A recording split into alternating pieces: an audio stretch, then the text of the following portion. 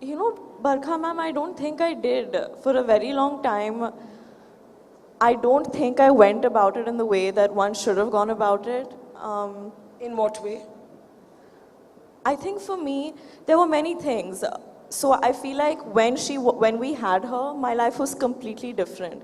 And when we lost her, I was bang in the middle of the shoot of my first film. And then the film came out and then my life changed. So it was almost as if the life I was leading before was this idealistic, fictional life that now I feel like I never really had it because what I'm living right now is so different.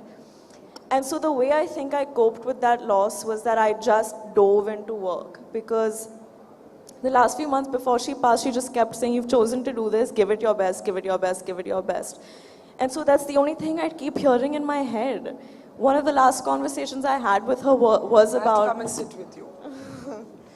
You know, because you immersed yourself in work, basically. Yeah. Why I came to you was, I lost my dad to COVID in the second wave. And the only way I knew how to deal with it was to keep working. And I'm kind of sort of seeing you cope with loss in the same way, but it catches up with you, doesn't it? It does, and you know, that's what happened during COVID because I was forced to spend a minute with myself and a minute with my thoughts, and I realized actually how damaged I was. I realized how I was just...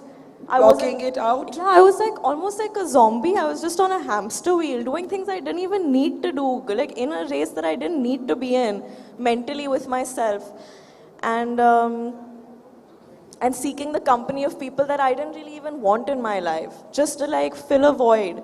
And I think another aspect of it that I reflected on and that I think really messed me up was that the validation and approval that I sought out from my mother, that I think all of us do from our parents, I gave the audience that responsibility. So I started seeking that from them.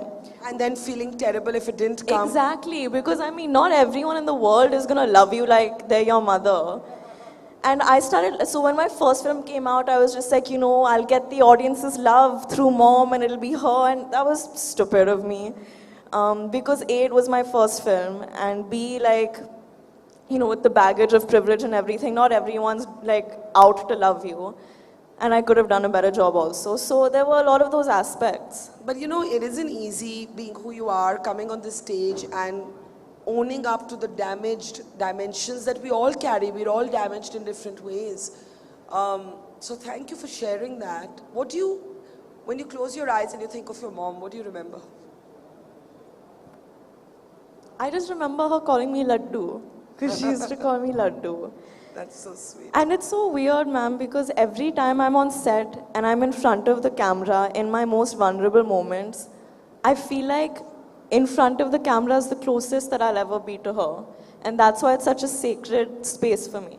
Of course, it was this huge tragedy and there's this feeling of it being a hole in my heart, but there was this horrible feeling of like, okay, something bad's happened. So to justify all of the great things in my life, all of this privilege and all of this, oh, you've gotten everything so easy that I've heard my entire life, I'm like, okay, now something bad's happened. Like, I deserve this. Like, I deserve this horrible thing that's happened to me. So it was this weird sense of like relief, which was so disgusting to deal with. You thought you were being punished for your privilege. Yeah, which is such a weird thing to process as a young girl, trying to process even being a young girl in this world. So it was a lot.